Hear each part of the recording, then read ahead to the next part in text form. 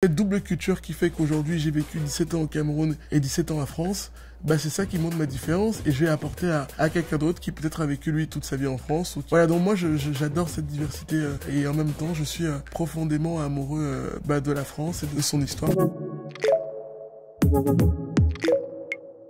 Bonjour à tous, je m'appelle Stéphane Siki, j'ai 34 ans, je suis aujourd'hui directeur du développement et porte-parole du groupement du patronat francophone. Bienvenue chez Papillon Action.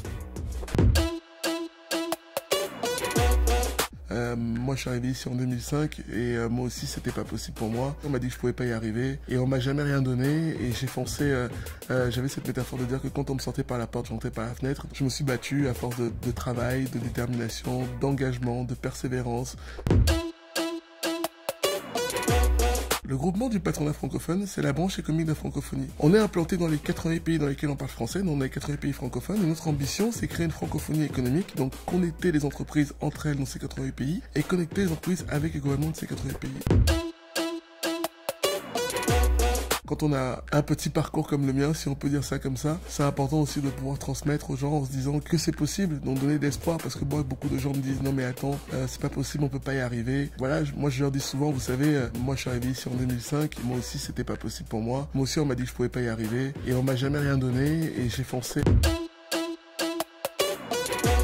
Je suis engagé notamment auprès des jeunes dans les quartiers, notamment tout ce qui est prise de parole en public, média training. Je considère que dans la vie, j'essaie de donner aux gens parce que je considère que moi aussi on m'a beaucoup donné, on m'a pris par la main. Des jeunes aussi qui veulent entreprendre, voilà, engagés pour l'égalité des chances, engagés pour la méritocratie, engagés pour la lutte contre le racisme et l'antisémitisme. Voilà, si on pouvait faire les uns avec les autres et pas faire les uns contre les autres ou les uns sans les autres. Et c'est aussi ça la notion de m'engager. Je dirais que tout est parti de mon université, j'étais à Tadbiac et en fait en 2006 on a été bloqué à l'époque du CPE, le contrat de première embauche. Je trouvais ça horrible, pardon de dire ça comme ça, qu'il y ait une minorité d'étudiants qui empêche la majorité d'étudier et j'ai toujours été contre l'injustice. C'était pas un engagement politique au départ, c'était un engagement pour défendre la liberté d'étudier. Le 14 janvier 2007, je me rappelle comme c'était hier, à Porte de Versailles, c'était un meeting de Nicolas Sarkozy. J'étais au fond de la salle, il y avait 200 000 personnes, je le voyais sur un écran de télé. Je pouvais jamais imaginer que j'allais le rencontrer un jour assis comme ici en face de vous, mais ça a été un rêve qui a été réalisé. Je crois beaucoup à la méritocratie. Il y a toujours derrière cette question qu'on m'a toujours posée, c'est est-ce que tu es légitime pour? Et je suis toujours parti du principe que la vie était un combat, et que moi on me donnerait jamais rien. Je sais qu'on me posera toujours la question de savoir est-ce que je suis légitime. Et de ce fait-là, je sais que je dois travailler plus que les autres. Et je le prends d'ailleurs très bien.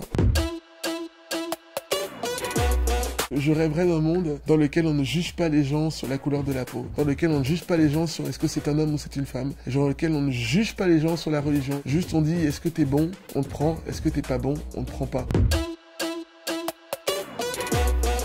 C'est vrai, rencontrer une femme comme Rachida Dati qui était garde des Sceaux, j'étais son responsable des jeunes, apprendre à ses côtés, avec le parcours exceptionnel qu'elle a, et ça donne de la force et ça donne de l'espoir. Donc moi je dis aux gens, voilà, si vous êtes différents, si vous venez d'ici ou d'ailleurs, vous avez votre chance. Parce que pour vous c'est possible. Donc ayez de l'audace, ayez confiance en vous, et font l'avenir, donnez tout. Soyez déterminés et voilà, rêvez votre vie et vivez votre rêve. Moi, c'est l'engagement qui est le mien et c'est la détermination qui est la mienne. Et je dis aux gens de la diversité, ne pensez pas que le fait d'être différent va changer quelque chose. Pensez que le fait que vous soyez différent va être un atout pour que vous puissiez réaliser votre rêve. Moi, c'est ce à quoi j'aspire au quotidien.